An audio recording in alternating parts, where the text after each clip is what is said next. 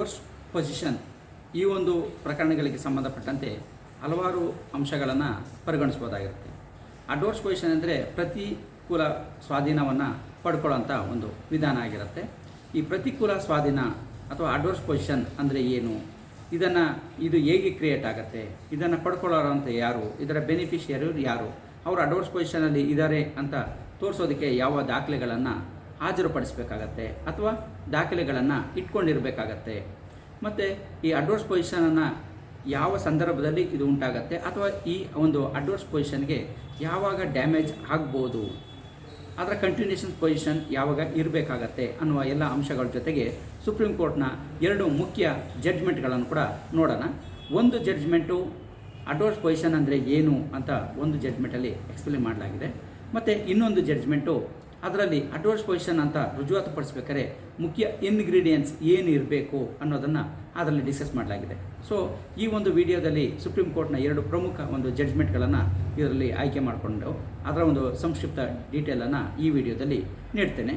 ಆ 2 ಜಡ್ಜ್ಮೆಂಟ್ಗಳ ಡೀಟೇಲನ್ನು ಕೂಡ ನೋಡೋದಕ್ಕೆ ನೀವು ಡಿಸ್ಕ್ರಿಪ್ಷನ್ ಬಾಕ್ಸಲ್ಲಿ ಕೊಟ್ಟಿರೋ ಲಿಂಕ್ ಮೇಲೆ ಕ್ಲಿಕ್ ಮಾಡಿ ಆ 2 ಜಡ್ಜ್ಮೆಂಟ್ಗಳನ್ನು ಕೂಡ ನೋಡ್ಬೋದಾಗಿರುತ್ತೆ. ನೀವಿನ್ನೂ ನಮ್ಮ ಚಾನಲ್ಗೆ ಸಬ್ಸ್ಕ್ರೈಬ್ ಆಗಿಲ್ಲ ಅಂತಂದರೆ ಸಬ್ಸ್ಕ್ರೈಬ್ ಆಗಿ, ಹಾಗೆ ಬೆಲ್ ಬಟನ್ ಪ್ರೆಸ್ ಮಾಡಿ. ಕಾನೂನಿನ ಅರಿವು ಎಲ್ಲರಿಗೂ ಸಿಗುವಂತಾಗಲಿ. ನಮ್ಮ ವಿಡಿಯೋವನ್ನು ಕೊನೆವರೆಗೂ ನೋಡಿ, ನಿಮಗೆ ಇಷ್ಟ ಆಗಿದ್ದರೆ ಲೈಕ್ ಮಾಡಿ, ಎಲ್ಲರಿಗೂ ಶೇರ್ ಮಾಡಿ. ಕಾನೂನಿನ ಅರಿವು ಎಲ್ಲರಿಗೂ ಸಿಗುವಂತಾಗಲಿ.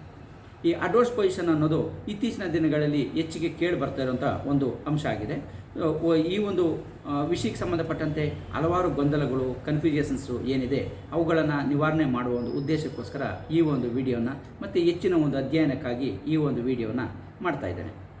ಅಡ್ವರ್ಸ್ ಪೊಸಿಷನ್ ಅಂದರೆ ಪ್ರತಿಕೂಲ ಸ್ವಾಧೀನ ಅಂದರೆ ಬೇರೆಯವರ ಒಂದು ಟೈಟ್ಲ್ ಏನಿರ್ತದೆ, ಹಕ್ಕು, ಸೊತ್ತಿರ್ತದೆ, ಜಮೀನಾಗಿರ್ಬೋದು, ಸೊತ್ತಾಗಿರ್ಬೋದು, ಅಥವಾ ಮನೆ ಆಗಿರ್ಬೋದು, ಸೈಟ್ ಆಗಿರ್ಬೋದು, ಯಾವುದೇ ಒಂದು ಸೊತ್ತೇನಿರ್ತದೆ, ಈ ಒಂದು ಸೊತ್ತಿನ ಮೇಲೆ ಅವರ ಒಂದು ಅನುಮತಿ ಇಲ್ಲದೆ ಅವರಿಗೆ ಗೊತ್ತಿದ್ದು ಅದರಲ್ಲಿ ಸ್ವಾಧೀನವನ್ನು ಉಳಿಸ್ಕೊಂಡು ಬಂದಿದ್ದರೆ ಅಂಥ ಸಂದರ್ಭದಲ್ಲಿ ಅದು ಪ್ರತಿಕೂಲ ಸ್ವಾಧೀನ ಆಗಿರುತ್ತೆ. ಅಂದರೆ ಅದರ ಒಂದು ಟೈಟ್ಲು ಆನ್ ರೆಕಾರ್ಡಲ್ಲಿ ಬೇರೆಯವ್ರದ್ದು ಇರುತ್ತೆ, ಆದರೆ ಅದರಲ್ಲಿ ಸ್ವಾಧೀನ ನಿಜವಾಗಿ ಬೇರೆಯವರು ಇರ್ತಾರೆ. ಸೊ ಇಂಥದನ್ನು ಪ್ರತಿಕೂಲ ಸ್ವಾಧೀನ ಅಂತ ನಾವು ಕರಿತೇವೆ. ಸೊ ಇಂಥ ಒಂದು ಸ್ವಾಧೀನ ಎಲ್ಲಿಯವರೆಗೆ ಇದ್ದರೆ ಇದು ಪ್ರತಿಕೂಲ ಸ್ವಾಧೀನ ಅಂತ ಅನಿಸ್ಕೊಳ್ತದೆ ಅಂತ ಅನ್ನೋದಾದರೆ ಸುಮಾರು 12 ವರ್ಷಗಳಿಗಿಂತ ಮೇಲ್ಪಟ್ಟು ಅಲ್ಲಿ ಇರಬೇಕಾಗತ್ತೆ. ಸೊ ಅಲ್ಲಿ ಇದ್ದೀವಿ ಅಂತ ಅನ್ನೋದಕ್ಕೆ ಸಂಬಂಧಿಸವಾದಂಥ ದಾಖಲೆಗಳನ್ನು ಕೂಡ ಒದಗಿಸೋದು ಅತಿ ಮುಖ್ಯವಾಗಿರುತ್ತೆ. ಸೊ ಅದು ಯಾವಾಗಿಂದ ಇದ್ದೀವಿ, ಎಲ್ಲಿವರೆಗೂ ಇದ್ದೀವಿ ಅನ್ನೋದು ಕೂಡ ಅತಿ ಮುಖ್ಯವಾಗಿರುತ್ತೆ. ಸೊ ಇದಕ್ಕೆ ಸಂಬಂಧಪಟ್ಟಂಗೆ ಕೂಡ ಸುಪ್ರೀಂ ಕೋರ್ಟ್ ಒಂದು ಮಹತ್ವದ ತೀರ್ಪನ್ನು ನೀಡಿದೆ. ಈ ಪ್ರತಿಕೂಲ ಸ್ವಾಧೀನ ಅಂದರೆ ಏನು ಅಂತ ಹೇಳೋದಕ್ಕೆ ಸುಪ್ರೀಂ ಕೋರ್ಟ್ ತನ್ನ ಒಂದು ಮಹತ್ವದ ತೀರ್ಪನ್ನು 1995ರಲ್ಲಿ ಅಣ್ಣಾ ಸಾಹೇಬ್ ವರ್ಸಸ್ BB ಪಾಟೀಲ್ ಈ ಒಂದು ಪ್ರಕರಣದಲ್ಲಿ ಹೇಳಿದೆ. ಈ ಒಂದು ಪ್ರಕರಣದಲ್ಲಿ ಪ್ರತಿಕೂಲ ಸ್ವಾಧೀನ ಅಂತಂದರೆ ಯಾವುದೇ ಒಂದು ಸೊತ್ತನ್ನು ಯಾವುದೇ ವಿತೌಟ್ ಡಿಸ್ಟರ್ಬೆನ್ಸ್ ಇಲ್ಲದೆ ಕಂಟಿನ್ಯೂ ಆಗಿ 12 ವರ್ಷಗಳಿಗಿಂತ ಮೇಲ್ಪಟ್ಟು ಸ್ವಾಧೀನದಲ್ಲಿ ಇದ್ದಂಥ ಸಂದರ್ಭದಲ್ಲಿ, ಅಂದರೆ ಬೇರೆಯವರಿಗೆ ಟೈಟ್ಲಲ್ಲಿ ಇರುವಂಥ ಸೊತ್ತಿನಲ್ಲಿ ಇವರು ಇದ್ದಂಥ ಸಂದರ್ಭದಲ್ಲಿ ಅದು ಪ್ರತಿಕೂಲ ಸ್ವಾಧೀನ ಅಂತ ಅನಿಸ್ಕೊಳ್ತದೆ ಅಂತ ಅನ್ನೋದನ್ನು ಈ ಒಂದು ಪ್ರಕರಣದಲ್ಲಿ ಸುಪ್ರೀಂ ಕೋರ್ಟ್ ವಿವರವಾಗಿ ವಿವರಿಸಿದೆ. ಹಾಗೆಯೇ ಪ್ರತಿಕೂಲ ಸ್ವಾಧೀನ ಅಂತ ಅನಿಸ್ಕೋಬೇಕಾದ್ರೆ ಅದನ್ನು ಎಸ್ಟಾಬ್ಲಿಷ್ ಮಾಡೋದಕ್ಕೆ ಇಂಪಾರ್ಟೆಂಟಾಗಿ ಬೇಕಾದಂಥ ಇಂಗ್ರೀಡಿಯೆಂಟ್ಸ್ ಏನು ಬೇಕು ಅನ್ನೋದಕ್ಕೆ ಸಂಬಂಧಪಟ್ಟಂತೆ ಸುಪ್ರೀಂ ಕೋರ್ಟ್ ಒಂದು ಮಹತ್ವದ ತೀರ್ಪನ್ನು 2004ರಲ್ಲಿ ನೀಡಿದೆ. ಅದು Karnataka board of versus government of India ಈ ಒಂದು ಪ್ರಕರಣಕ್ಕೆ ಸಂಬಂಧಪಟ್ಟಂತೆ ಒಂದು ಮಹತ್ವದ ತೀರ್ಪನ್ನು ನೀಡಿದೆ. ಇದರಲ್ಲಿ ಪ್ರಮುಖವಾಗಿ ಒಂದು 5 ಅಂಶಗಳನ್ನು ಪರಿಗಣಿಸಿದೆ. ಅದರಲ್ಲಿ ಆ ಪ್ರತಿಕೂಲ ಸ್ವಾಧೀನಕ್ಕೆ ಯಾವ ಡೇಟ್ನಲ್ಲಿ ಎಂಟ್ರಿ ಆಗಿದ್ದು ಅನ್ನೋದು ಪ್ರಮುಖವಾಗಿ ಬೇಕಾಗತ್ತೆ. ಯಾಕೆಂದರೆ ಅವರು ಎಷ್ಟು ವರ್ಷಗಳಿಂದ ಅಲ್ಲಿ ಇದ್ದಾರೆ, ಆ ಸ್ವಾಧೀನದಲ್ಲಿ ಇದ್ದಾರೆ ಅನ್ನೋದನ್ನು ರುಜುವಾತುಪಡಿಸೋದಕ್ಕೆ ಮುಖ್ಯವಾಗಿ ಆ ಒಂದು ಪ್ರತಿಕೂಲ ಸೊತ್ತಿಗೆ, ಆ ಸೊತ್ತಿನ ಸ್ವಾಧೀನಕ್ಕೆ ಯಾವಾಗ ಎಂಟರ್ ಆದರೂ, ಸ್ವಾಧೀನವನ್ನು ಪಡ್ಕೊಂಡ್ರು ಅನ್ನೋದನ್ನು ತೋರಿಸೋದಕ್ಕೆ ಮುಖ್ಯವಾಗಿ ದಾಖಲೆಗಳು ಇರಬೇಕಾಗತ್ತೆ. ಸೊ ಹಾಗೆಯೇ ಆ ಪೊಸಿಷನ್ ಯಾವ ಟೈಪಲ್ಲಿ ತಗೊಂಡಿದ್ದಾರೆ, ಅಂದರೆ ಪೊಸಿಷನಲ್ಲಿ ಇದ್ದಾರಾ, ಫಿಸಿಕಲಿ ಪೊಸಿಷನಲ್ಲಿ ಅಲ್ಲೇ ಇದ್ದಾರಾ ಅಥವಾ ಬೇರೆ ರೀತಿಯಲ್ಲಿ ತೊಗೊಂಡಿದ್ದಾರಾ ಅನ್ನೋದನ್ನು ಕೂಡ ಅಲ್ಲಿ ರುಜುವಾತನ್ನು ಪಡಿಸ್ಬೇಕಾಗತ್ತೆ. ಮತ್ತು ಅನ್ಡಿಸ್ಟರ್ಬೆನ್ಸ್ ಆಗಿರಬೇಕು. ಅವ್ರ ಪೊಸಿಷನ್ಗೆ ಬಂದ ಮೇಲೆ ಆ ಪೊಸಿಷನ್ಗೆ ಬಂದಿರೋಂಥ ವಿಚಾರ ಆ ಸೊತ್ತಿನ ಮಾಲೀಕರಿಗೆ, ಓನರ್ ಯಾರಿರ್ತಾರೆ ಅವರಿಗೆ ಗೊತ್ತಿದ್ದು ಅವರು ಇವರ ಪೊಸಿಷನ್ನ ಏನು ಅಡ್ವರ್ಸ್ ಪೊಸಿಷನ್ ತೊಗೊಂಡಿರ್ತಾರೆ ಅದಕ್ಕೆ ಯಾವುದೇ ಒಂದು ಡಿಸ್ಟರ್ಬೆನ್ಸನ್ನು, ಅಡ್ಡಿಯನ್ನು ಪಡಿಸದೆ ಅದು ನಿರಂತರವಾಗಿ ಮುಂದುವರ್ಕೊಂಡು ಬರ್ತಾ ಇರುವಂಥದ್ದಾಗಿರಬೇಕು.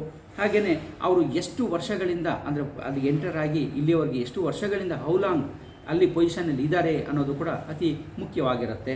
ಸೊ ಹಾಗೆಯೇ ಈ ಪೊಸಿಷನಲ್ಲಿ ಅವರು ಇದ್ದಾರೆ, ಬೇರೆಯವರು ಅದರ ಸ್ವಾಧೀನದಲ್ಲಿ ಇದ್ದಾರೆ ಅನ್ನೋದು ಕ್ಲಿಯರಾಗಿ ಓನರ್ ಗಮನಕ್ಕೆ ಗೊತ್ತಿರುವಂಥದ್ದು, ಆ ಪ್ರಾಪರ್ಟಿಯ ಓನರ್ ಗಮನಕ್ಕೆ ಗೊತ್ತಿರೋವಂಥದ್ದು ಅತಿ ಮುಖ್ಯವಾಗಿರುತ್ತೆ ಅನ್ನೋದನ್ನು ಸುಪ್ರೀಂ ಕೋರ್ಟ್ ಇಷ್ಟು ಅಂಶಗಳನ್ನು ಪರಿಗಣಿಸಬೇಕು ಅಂತಂತೇಳಿ Karnataka board of Waqf versus government of India ಈ ಒಂದು ಪ್ರಕರಣದಲ್ಲಿ ವಿವರವಾಗಿ ಹೇಳಿದೆ.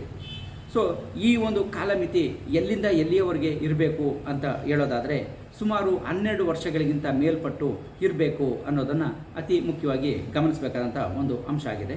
ಹಾಗೆಯೇ ಈ ಒಂದು ಪ್ರತಿಕೂಲ ಸ್ವಾಧೀನವನ್ನು ಅಂದರೆ ಅಡ್ವರ್ಸ್ ಪೊಸಿಷನನ್ನು ರುಜುವಾತು ಮಾಡೋದಕ್ಕೆ ಯಾವೆಲ್ಲ ದಾಖಲೆಗಳು ಇರಬೇಕು ಅನ್ನೋದಾದರೆ ಅಲ್ಲಿ ಅವರು ಆ ಸ್ವತ್ತಿನಲ್ಲಿ ಇದ್ದಾರೆ ಅಂತ ಅನ್ನೋದಕ್ಕೆ ಮತ್ತು ಆ ಸ್ವತ್ತು ಅವರ ಸ್ವಾಧೀನದಲ್ಲಿ ಇದೆ ಅನ್ನೋದಕ್ಕೆ ಸಂಬಂಧಪಟ್ಟಂತೆ ದಾಖಲೆಗಳು ಎಷ್ಟೆಲ್ಲ ಸಾಧ್ಯ ಆಗುತ್ತೋ ಅಷ್ಟನ್ನು ಪಡ್ಕೋಬೋದಾಗಿರುತ್ತೆ.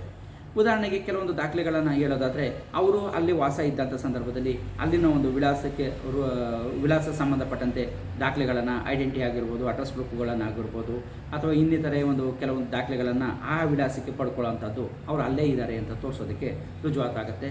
ಹಾಗೆಯೇ ಆ ಸ್ವತ್ತಿನಲ್ಲಿ ಇದ್ದಾರೆ ಅಂತ ಅನ್ನೋದಕ್ಕೆ ಅಕ್ಕಪಕ್ಕ ಆಜು ಬಾಜುವರು ಸರ್ವೆಯನ್ನು ಮಾಡಿದಾಗ ಈ ಒಂದು ಪೊಸಿಷನ್ಲಿ ಅವರು ಇದ್ದಾರೆ ಅಂತ ಅನ್ನೋದಕ್ಕೆ ತೋರಿಸೋದಕ್ಕೆ ಸಂಬಂಧಪಟ್ಟಂತೆ ಆ ದಾಖಲೆಗಳಲ್ಲಿ ನಮೂದಿಸು ಮಾಡೋವಂಥದ್ದು, ಅಥವಾ ಅಕ್ಕಪಕ್ಕದವರು ಜಮೀನುಗಳನ್ನು ಮಾರಾಟನ ಅಥವಾ ಬೇರೆ ಒಂದು ಹಸ್ತಾಂತರಗಳನ್ನು ಮಾಡಿದ ಸಂದರ್ಭದಲ್ಲಿ ಅದಕ್ಕೆ ಚಕ್ಕುಬಂದಿಯಾಗಿ ಇವರ ಹೆಸರುಗಳನ್ನು ನಮೂದು ಮಾಡಿಸುವಂಥದ್ದು. ಸೊ ಈ ರೀತಿಯಲ್ಲಿ ಮಾಡೋದ್ರಿಂದ ಅವರು ಅಲ್ಲಿ ಇದ್ದಾರೆ ಅಂತ ಅನ್ನೋದಕ್ಕೆ, ಮತ್ತು ಆ ದಾಖಲೆಗಳು ಯಾವಾಗ ಕ್ರಿಯೇಟ್ ಆಗಿದೆ ಅಂದರೆ ಆ ದಾಖಲೆಗಳನ್ನು ಮಾಡಲಾಗಿದೆ ಆ ದಿನಾಂಕದಲ್ಲೂ ಕೂಡ ಇವರು ಅಲ್ಲಿ ಇದ್ದರು ಅಂತ ಹೇಳೋದಕ್ಕೆ ಅದು ಮಹಷ್ಟು ರುಜುವಾತು ಆಗುವಂಥ ದಾಖಲೆಗಳು ಆಗಿರುತ್ತೆ. ಸೊ ಈ ರೀತಿಯಲ್ಲಿ ಕೆಲವು ಪ್ರಮುಖ ದಾಖಲೆಗಳನ್ನು ಮತ್ತು ಅವರಿಗೆ ಹೋದಂಥ ಲೆಟರ್ಗಳಾಗಿರ್ಬೋದು, ಬೇರೆ ಕರೆಸ್ಪಾಂಡೆನ್ಸಿ ಲೆಟರ್ಗಳಾಗಿರ್ಬೋದು, ಅಥವಾ ಅದರಲ್ಲೂ ಪ್ರಮುಖ ಇಲಾಖೆ ಸರ್ಕಾರದ ಜೊತೆ ಕರೆಸ್ಪಾಂಡೆನ್ಸ್ ಮಾಡೋದಂಥ ಪತ್ರಗಳಾಗಿರ್ಬೋದು, ಇವುಗಳನ್ನು ಇಟ್ಕೊಂಡಿದ್ದಂಥ ಸಂದರ್ಭದಲ್ಲಿ ಅವರು ಆ ವಿಳಾಸದಲ್ಲಿ ಅಲ್ಲಿಂದು ಇದ್ದಾರೆ ಅಂತೇಳಿ ರುಜುವಾತು ಮಾಡೋದಕ್ಕೆ ಅತಿ ಮುಖ್ಯವಾದಂಥ ಅಂಶ ಆಗಿರುತ್ತೆ. ಸೊ ಹಾಗಾಗಿ ಇಲ್ಲಿ ಈ ಎಲ್ಲ ದಾಖಲೆಗಳನ್ನು ಇವರು ಒಟ್ಟುಗೂಡಿಸಿ ಇಟ್ಕೊಂಡು ಇರಬೇಕಾಗತ್ತೆ.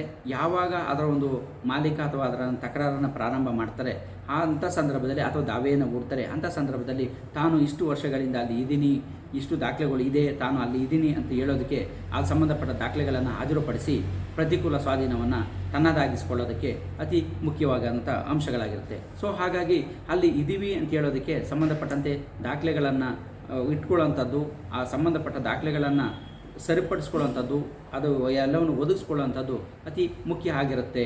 ಸೊ ಹಾಗಾಗಿ ಈ ಒಂದು 2 ಪ್ರಕರಣಗಳಿಂದ ಅಡ್ವರ್ಸ್ ಪೊಸಿಷನ್ ಅಂದರೆ ಏನು, ಆ ಪೊಸಿಷನ್ ಬರಬೇಕಾದ್ರೆ ಮುಖ್ಯವಾಗಿ ಕೆಲವೊಂದು ಎಸೆನ್ಷಿಯಲ್ ನೀಡ್ಸನ್ನು ಫುಲ್ಫಿಲ್ ಮಾಡಬೇಕಾಗತ್ತೆ. ಅದರಲ್ಲಿ ಮುಖ್ಯವಾಗಿ ಅವರು ಯಾವಾಗಿಂದ ಅಲ್ಲಿದ್ದಾರೆ, ಯಾವ ಡೇಟಿಗೆ ಅಲ್ಲಿ ಎಂಟ್ರಿ ಆಗಿದ್ದಾರೆ, ಎಷ್ಟು ಲಾಂಗಿಂದ ಇದ್ದಾರೆ, ಅದಕ್ಕೆ ಡಿಸ್ಟರ್ಬೆನ್ಸ್ ಇಲ್ಲದೇ ಇದ್ದಾರಾ, ಮತ್ತು ಅದು ಆ ವಿಚಾರ ಓನರ್ಗೆ ಗೊತ್ತಿದೆಯಾ ಅನ್ನೋದು ಈ ಎಲ್ಲ ಅಂಶಗಳು ಪ್ರಮುಖವಾಗಿ ಅವರು ಫುಲ್ಫಿಲ್ ಮಾಡಬೇಕಾಗತ್ತೆ. ಆವಾಗ ಮಾತ್ರ ಅಡ್ವರ್ಸ್ ಪೊಸಿಷನ್ನ ಕ್ಲೈಮ್ ಮಾಡಲಿಕ್ಕೆ ಬರುತ್ತೆ ಅನ್ನೋದನ್ನು ಈ ಒಂದು ಅಂಶಗಳಿಂದ ನೋಡ್ಬೋದಾಗಿರುತ್ತೆ. ಈ 2 ಸುಪ್ರೀಂ ಕೋರ್ಟ್ನ ಜಡ್ಜ್ಮೆಂಟ್ಗಳು ನೋಡೋದಕ್ಕೆ ಡಿಸ್ಕ್ರಿಪ್ಷನ್ ಬಾಕ್ಸಲ್ಲಿ ಕೊಟ್ಟಿರೋ ಲಿಂಕ್ ಮೇಲೆ ಕ್ಲಿಕ್ ಮಾಡಿ ನೋಡ್ಬೋದಾಗಿರುತ್ತೆ. ಯಾವುದೇ ಒಂದು ಡೌಟ್ ಇದ್ದರೆ ಡಿಸ್ಕ್ರಿಪ್ಷನ್ ಬಾಕ್ಸಲ್ಲಿ ಕೊಟ್ಟಿರೋ ಕಾಂಟ್ಯಾಕ್ಟ್ ನಂಬರ್ಗೆ ಕಾಂಟ್ಯಾಕ್ಟನ್ನು ಮಾಡ್ಬೋದಾಗಿರುತ್ತೆ. ಹಾಗೆಯೇ ಅದು ಅಡ್ವೈಸ್ ಫೀಸನ್ನು ಅಥವಾ ಲೀಗಲ್ ಫೀಯನ್ನು ಪೇ ಮಾಡಬೇಕಾಗಿರುತ್ತೆ.